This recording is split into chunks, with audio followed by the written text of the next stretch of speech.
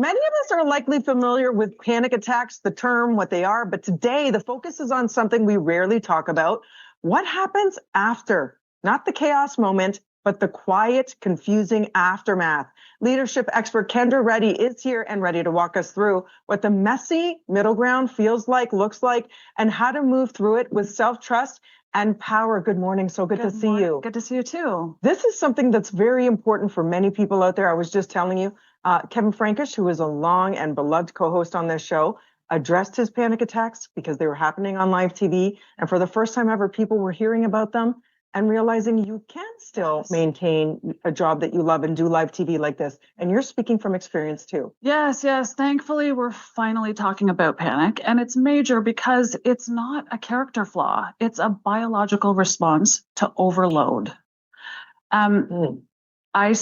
The aftermath is exhausting. You're not in crisis anymore, but you're not okay yet either. And that in-between place is emotionally raw and disorienting. And yeah, I do know because I speak from experience. I was there recently myself. And listen, I have all the tools.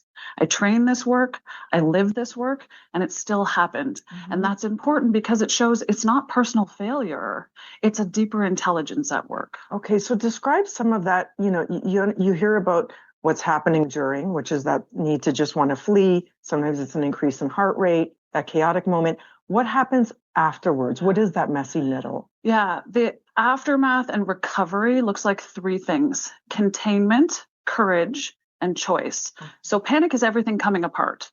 Containment is coming back together in a slower, steadier rhythm so that your system can recalibrate. And it takes courage to slow down and resist scrambling to get back to normal. Why do you want to get back to normal?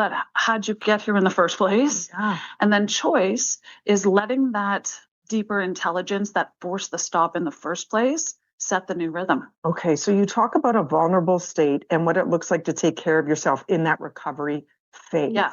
So practically, that looks like less decisions, less stimulation, and more intentional pauses to ground and reorient. So one of the cues that I use for myself is I move at the speed of trust.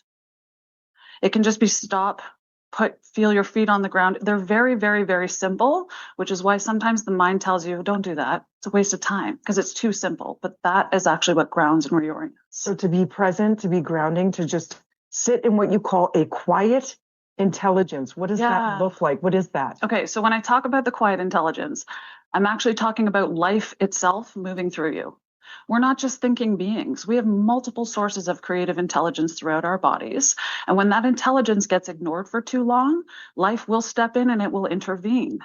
So I refer to it as sovereign power, and it's something that I'm writing about right now. But it's that part of you that knows before you do that your life isn't lining up anymore with your values, your capacity, or your truth. And so you honor it by not overriding it anymore, slowing down, creating boundaries and orientation so that your life is driven more from source and less from effort. Okay. Oh my gosh, that's really powerful. Up next, you say one of the hardest parts is stepping back into your life again. So how do you end up re-entering back into your life after it's just been rattled? Yeah.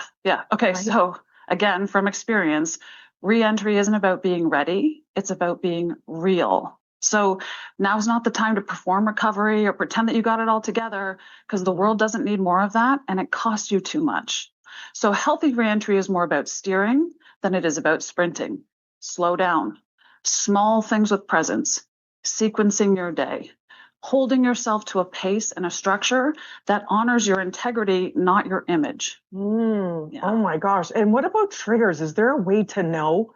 Is there things that set it off? It's obviously individual. Yeah. And does it help to avoid those triggers? So I think it's about tuning in because there's being triggered and there's being activated. Okay. And it's learning to not blow by those signals. You're going to have fear spikes. I have them. I had them, right? It's your system gets activated. That doesn't necessarily mean shut down. Honoring it, it's that deeper intelligence asking you, please don't put me back in the conditions that broke me. And so it creates a point for you to sort of choose how you want to show up.